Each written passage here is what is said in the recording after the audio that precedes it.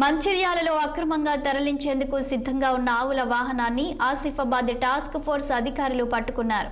పక్కా సమాచారం మేరకు వాంకిడి మండలంలోని గోయగాం గ్రామం వద్ద దాడి చేసి ఆవుల వాహనాన్ని పోలీసులు పట్టుకున్నారు.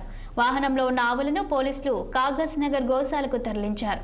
అనంతరం ముగ్గురు వ్యక్తులను పోలీసులు అదుపులోకి తీసుకుని కేసు నమోదు చేసి దర్యాప్తు చేపట్టారు.